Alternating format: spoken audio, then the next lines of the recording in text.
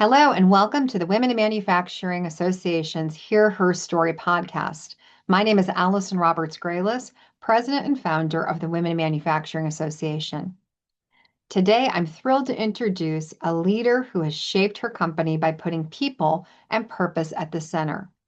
Wells Bullard, President and CEO of Bullard, has built her career on listening closely to the men and women who rely on her team's products and pushing for innovation that genuinely supports the people doing the toughest of jobs. Since stepping into the CEO role in 2017, Wells has led with clear vision, a collaborative spirit, and a deep commitment to understanding Bullard's customers. Today, we're going to explore her leadership journey, her philosophy on building meaningful products, and the impact she's making across the manufacturing world. Enjoy this episode and conversation I had the great pleasure of having with Wells Bullard.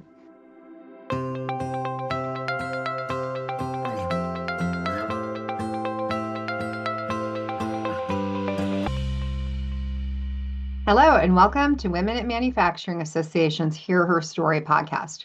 My name is Allison Roberts Graylis, President and founder of the Women in Manufacturing Association.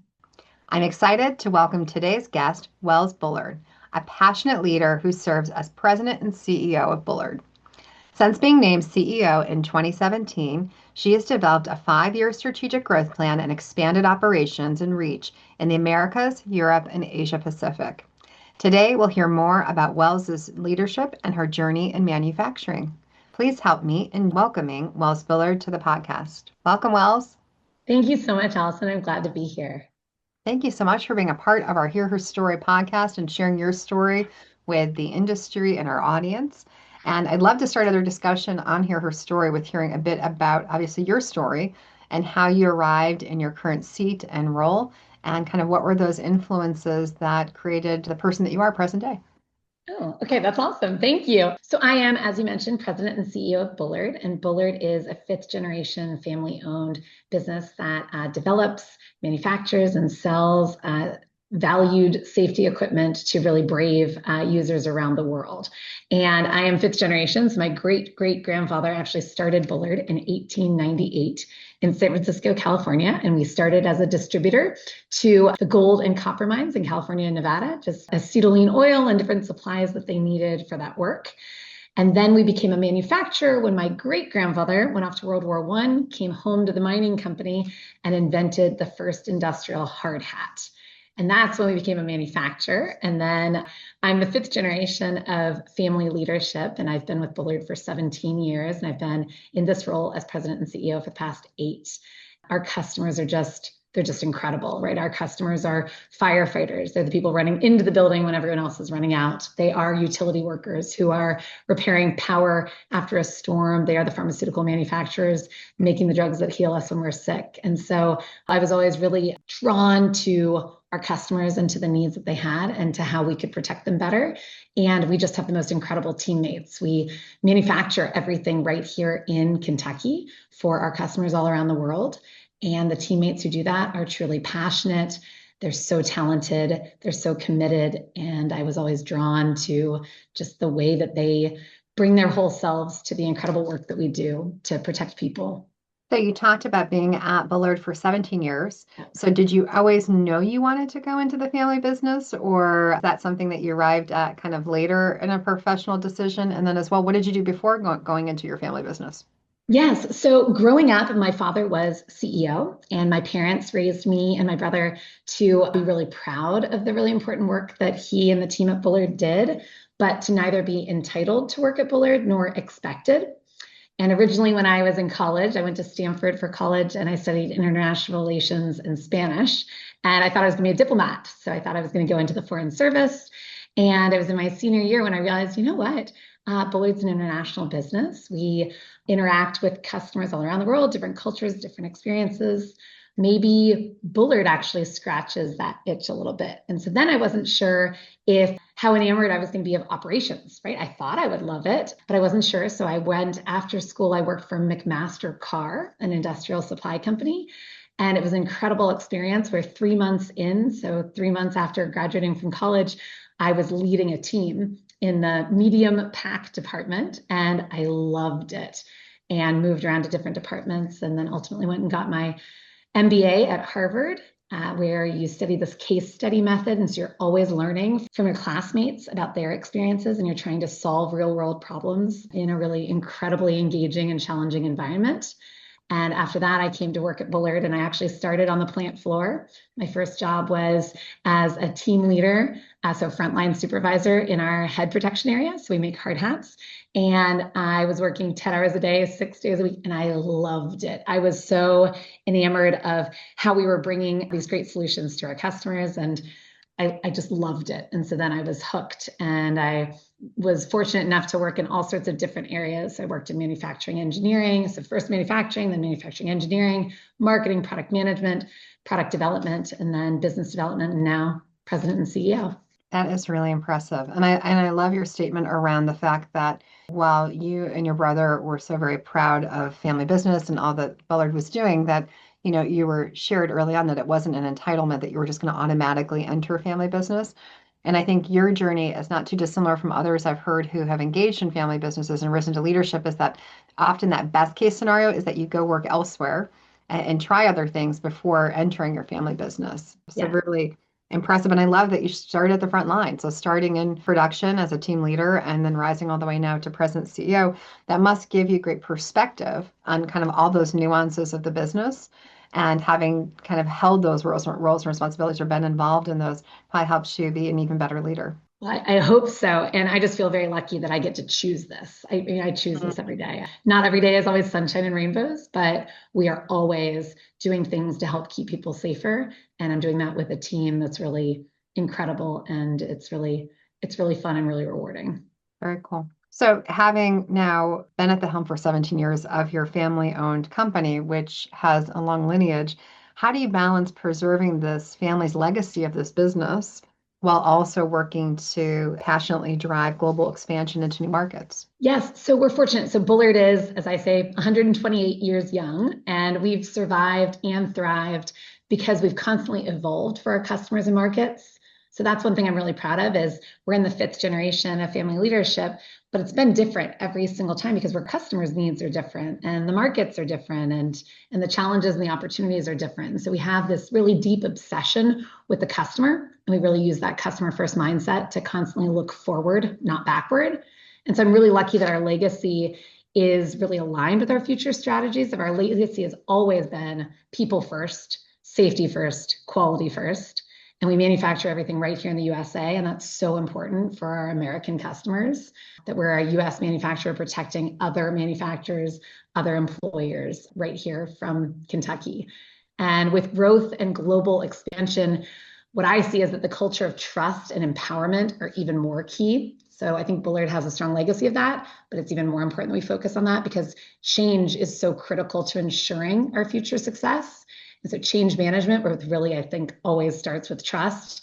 It's the most important process to balance the past and the future. And so we listen to our customers, we listen to our teammates, we engage both our customers and our teammates in the future, and we work really hard to connect them to the why behind decisions. And that's probably what's most critical as we're moving from legacy to future. So communicating that why sounds pretty important. And you're making a critical product. You're making the stuff that keeps people safe in manufacturing.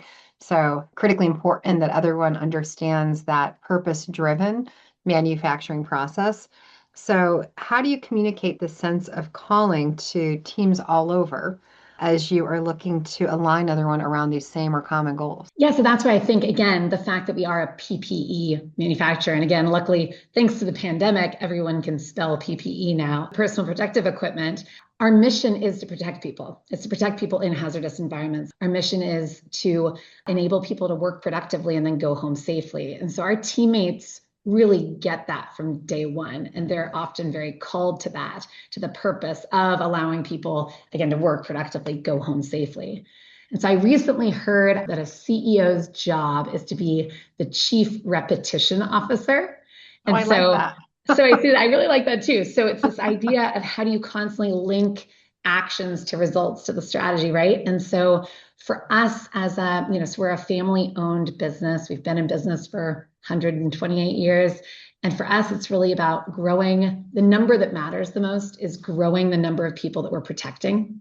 So we're very fortunate to be driven by that number, which is how do we protect more people, because we really believe that they deserve the high quality, differentiated solutions we bring.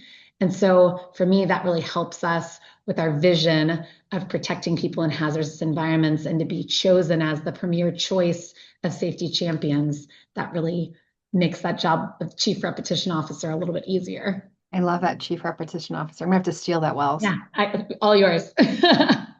Because I think that's what drives, people being passionate and wanting to excel with performance in their day-to-day work. If they understand that ultimate customer and the application of what they're doing, and your people's first mindset and customers' first mindset and their safety, it's so very powerful for people to understand we're keeping people alive. We're keeping people not at risk based Yeah. on what we're producing at our specific function within this manufacturing process.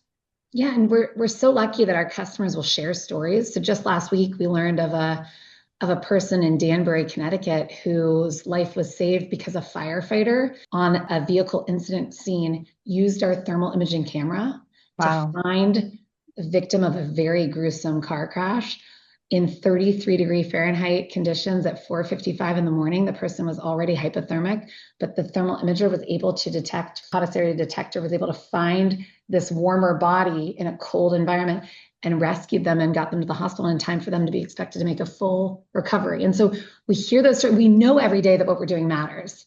And then we hear stories of that actually in practice, and it just fuels us for the next bit to make sure that we keep focused on just keeping people safe. That is amazing. And so, I was just thinking hard hats and kind of this basic safety gear, but thermal imaging systems. So obviously you started with hard hats being one of your primary products, and I'm sure something that was proprietary for you folks in this industry.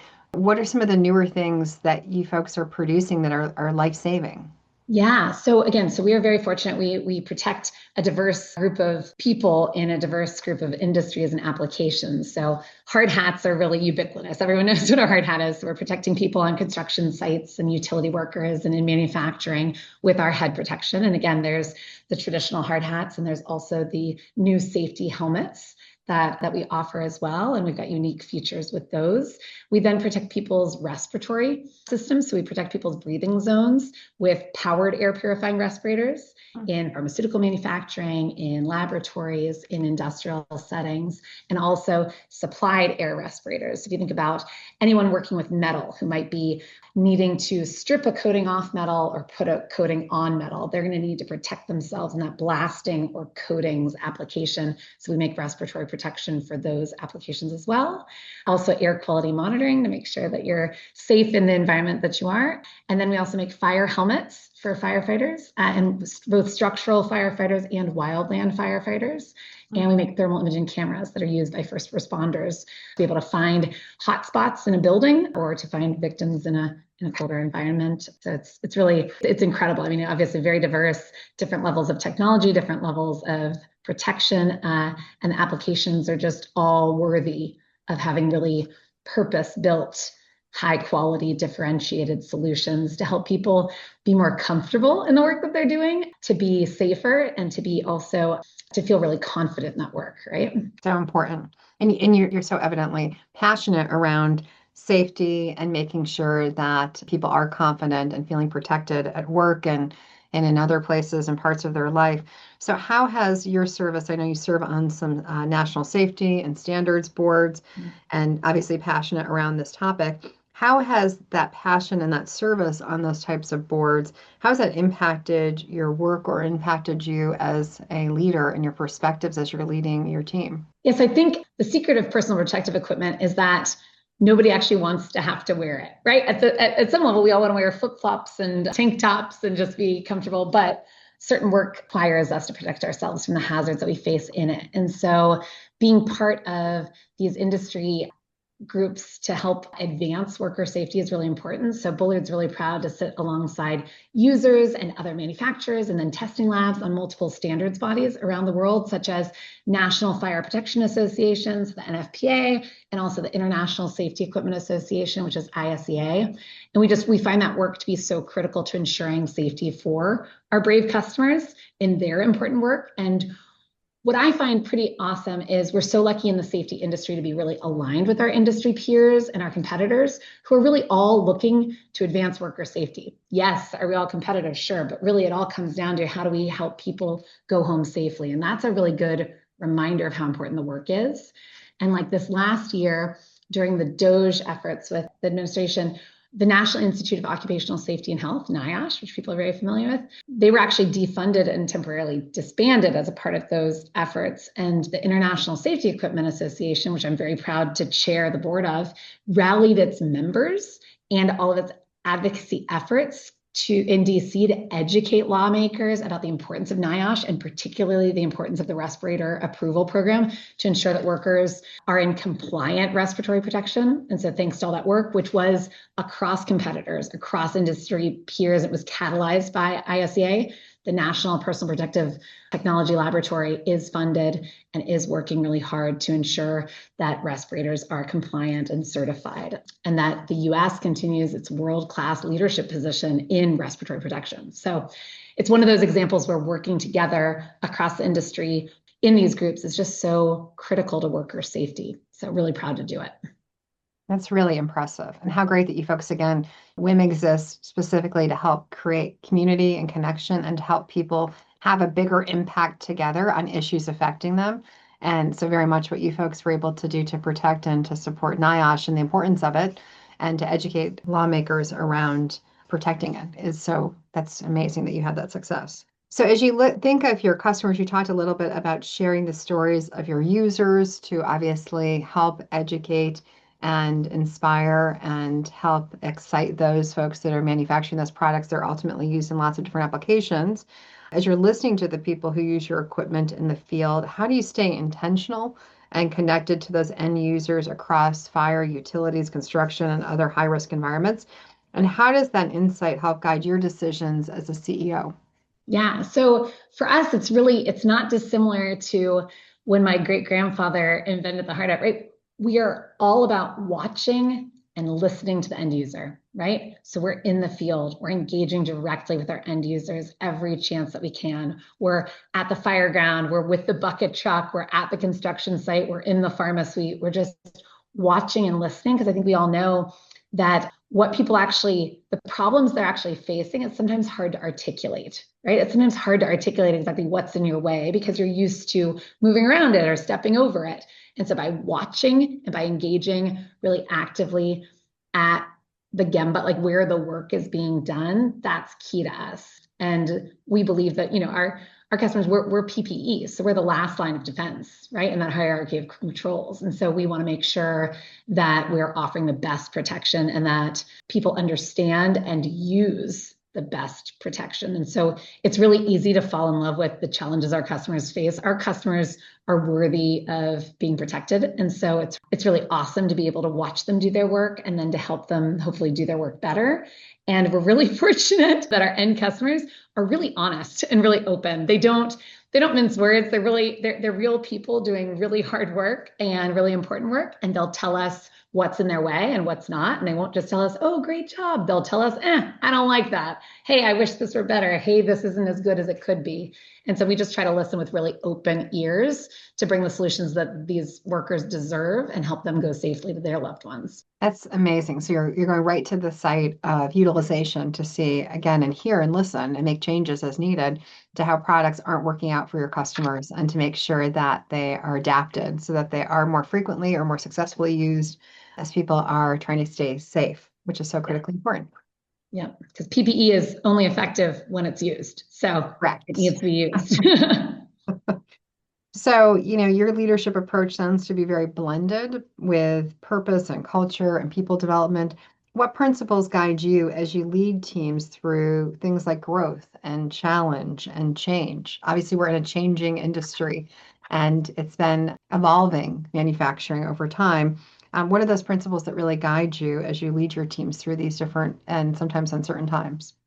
Yes, I think, yeah, uncertainty and challenge and change. Again, we've just got to all be comfortable with being uncomfortable. I think that's really key. So for me, it's about aligning to Bullard's values of, safety always, of continuous improvement, doing what we say, respect, clear and honest communication, and then working together with a long-term view. So it's number one, align to the values.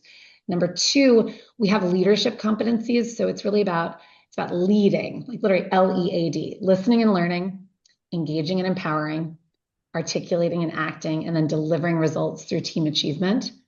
My favorite definition of leadership is that true leaders make others better in their presence that lasts in their absence. And so for me, it's how do you, again, listen and learn, engage and empower, and then articulate and act so that people are more creative, right? The team is going to come up with the better ideas, and the right ideas. The answers are kind of in the building, the proverbial building. And so how do you get the best out of people by getting them to think about what aligns to the values and aligns to the expectations of how you want them to show up so that we all can together protect more people? I love it. And I think you speak to this, again, core values, which are so important for everyone to live those things, for them not to just be a poster on a wall or something that's shared at board meetings or at leadership team meetings, but really lived by all of your contributing individuals and employees. So, so very important. As you look at the future of your business and company, what are you most excited about for this next year and beyond? Yeah, so for me, I'm really excited. It's always about, I think every year we get clearer on what our customers need, what we can provide, and how we get there. And so you mentioned in the intro about a strategic plan we just shared with every single teammate around the world came to Kentucky. And we shared in August our vision for the next 3 years. And I'm really excited about that clarity and how that clarity of purpose and of focus is going to catalyze our amazing team to just deliver even more and even better to protect more people and to be chosen by safety champions around the world. So I'm really excited about moving forward and executing on that, right? Working with the team, developing the really strong plans, and then executing them together. And we always like to close our conversations with advice. So I'm sure you've received lots of advice over the course of your career. So is there one piece of advice that stands out that's been given to you that you would want to pass along and share to listeners today of our conversation? Yes. So I'm a work in progress. So I'm always I'm always learning and getting inputs. At my business school reunion just a couple of years ago, a professor, Francis Fry, shared that curiosity and judgment can't coexist, right? And that has been a great guiding principle for me when, again, as the CEO, a lot of my job is to ask questions, right? And to help people filter choices and move forward from there, but for me to empower them. And so it's really that curiosity and judgment can't coexist it's been really game changing for me and my team, probably because it's led me to have this mantra this year of assume best intent and assume sound logic, because then every question I'm asking is curious, not judgmental, right? If I assume you're coming at this with the best intent and I assume you've got sound judgment, then I'm asking clarifying questions because I want to learn, because I want to understand, and I'm seeking clarity and I'm not judging. So I think that's some good advice. I don't know if she was not directing the advice toward, she was sharing it with this big group of people, and it's just been really helpful. But I think if I'm allowed a second, like one of the things, there's a quote that I've always loved, which is life is 10% what happens to you and 90% how you react to it.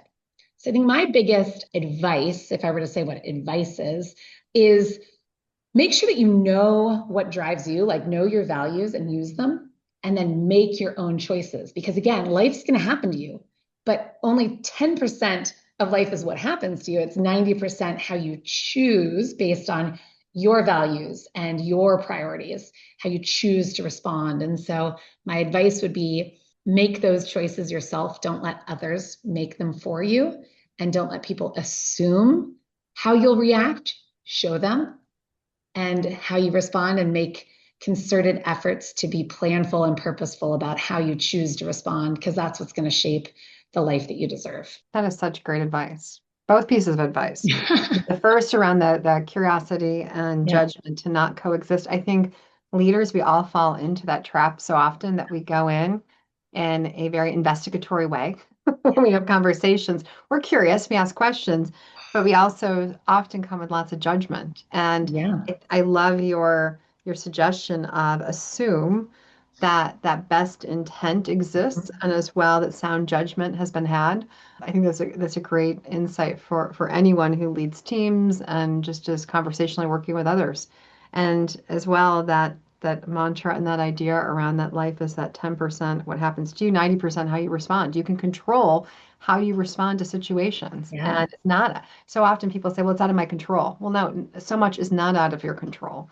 And Right. I think great advice and guidance given for us to really think about how we choose to react or respond to those situations.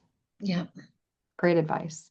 Well, Wells, Thank that was such a great opportunity to get to chat with you after having met you in Kentucky, the great state of Kentucky. And again, so appreciate you sharing your story and your family's legacy and the legacy that you now have as leader. And hopefully this passes forward to a future generation beyond your time as leader of Bullard. And again, great things that you folks are doing as an organization and company to keep people safe on the job and to provide them the equipment that they need to feel confident and protected in their daily work. So thanks for all you do. Well, thank you. I could not be more excited. It's a total honor to be able to talk to you. I loved meeting you in Kentucky and then to be on this podcast because the WIM mission really speaks to me of supporting and promoting and inspiring women in manufacturing. Manufacturing is an amazing career. It's an amazing industry. It's so amazing. We get to make things that allow the lives around us to happen. And it's a real honor to be part of WIM and to be on this podcast. So thank you so much. Well, thank you, Wells. A great conversation. And I'm excited to, I'm sure, cross paths with you many more times in the future. So thanks for all you do. Excellent. Thank you and be safe. Thank you for listening to Hear Her Story, a podcast produced by the Women in Manufacturing Association. Be sure to share, review, and subscribe to Hear Her Story on Apple, Google, Spotify, or wherever you like to listen.